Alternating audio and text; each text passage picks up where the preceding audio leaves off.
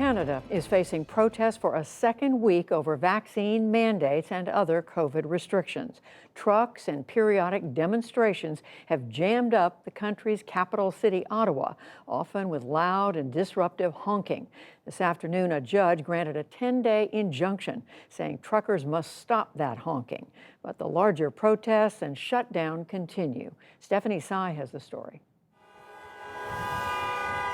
From Quebec City to Toronto to Ottawa and cities in between, protesters are taking to the streets, blaring horns, waving signs and banners, and condemning Canada's COVID-19 restrictions. I'm here to denounce that the unvaccinated for 2 years have been shamed and thrown under the bus on the public place.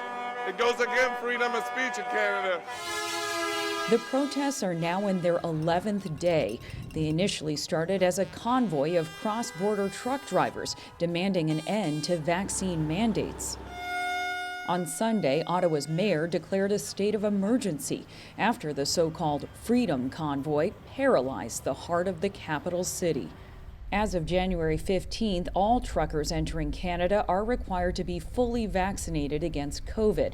The U.S. has a similar mandate. Nearly 80% of Canada's population is fully vaccinated, and Canada's transport minister estimates about 90% of its truck drivers are. But the protests are no longer just about truckers.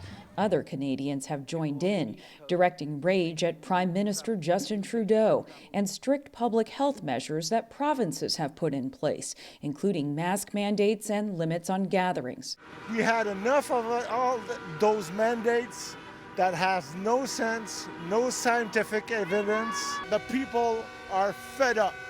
Prime Minister Trudeau, who recently tested positive for COVID, has not responded publicly since last week, when he voiced concern that some of the protests have gotten out of hand. There is always a right to protest peacefully that I and others will defend fully as part of this democracy. There is not a right to incite violence, to perform acts of violence, or to spew hatred. Hundreds of protesters have descended on Ottawa alone. The protests have been incredibly disruptive and continue to impact the safety and well-being of our residents. People have had the opportunity to voice their frustration against government policy, but as the old saying goes, they've worn out their welcome.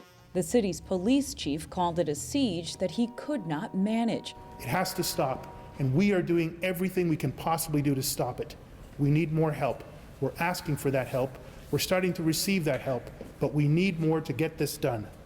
Officers have begun removing the truckers' fuel supplies to try to break up the protest after residents and businesses accuse them of not doing more to restore calm.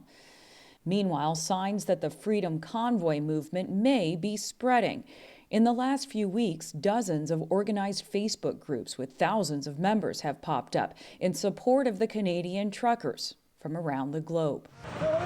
Many voice frustration with their own country's COVID-19 restrictions and express other right-wing populist causes, and some are starting to plan their own rallies. For the PBS NewsHour, I'm Stephanie Sy.